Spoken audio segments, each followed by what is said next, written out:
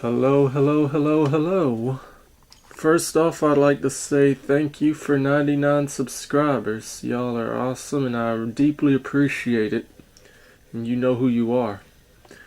This is a Iceland 5 Aurora, 1963. It's a common coin. They made it from 1946 to 1966. Its metal is bronze, weight is 6.06 grams, diameter 24, thickness 1.75, and yes, demonetized. It's the coat of arms surrounded by a vegetable wealth. That's the coat of arms, and that's the wheat vegetable wealth right there. And on the reverse, okay, sorry about that, flip and fall, is the face value of the center leaves percentage birch, beauty, preserve only economic tree, Iceland, left to right. The edge is smooth.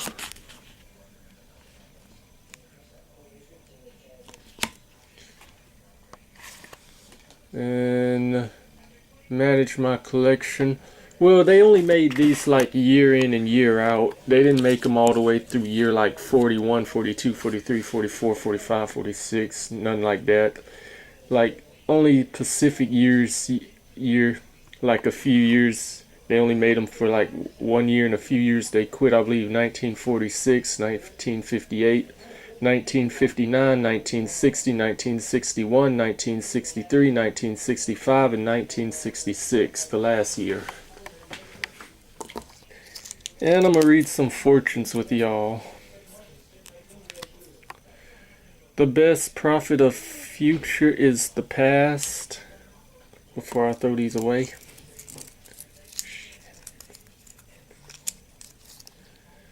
You will step on the soil of many countries, doing country by country.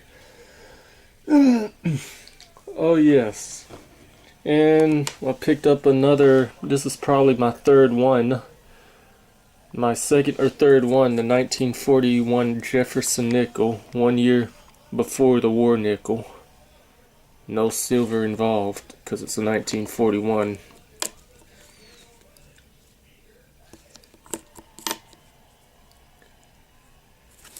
And let's see, I'm going to read y'all a verse. A new way to talk about money. Matthew chapter 19, verse 29 through 33, and in 1 Timothy 6, chapter 6, verse 6 through 10, and Mark 3:24 through 25. Think about the last argument you had with your spouse. If your fight started about money, you're not alone. Money Magazine found that 70% of couples argue about money more than household chores, togetherness, sex, snoring, or what's for dinner. Few things can rile us up or put us on defensive like someone questioning our spending. That's because how we spend money reveals what matters to us. Matthew 6:21. When we question each other's spending, we're not arguing over the dollars and cents, but what they represent. For example, one spouse dropping hundreds on a shopping spree might mean the other has to give up a night out or pick up shifts to pay the car note. You can avoid a lot of resentment and anger if you both agree to submit to Jesus. Priorities and expectations. This changes how you talk about money because it puts you and your spouse on the same team. The conversation is no longer about who gets more. Instead, it's about how both of you can get behind Jesus' promises for your finances.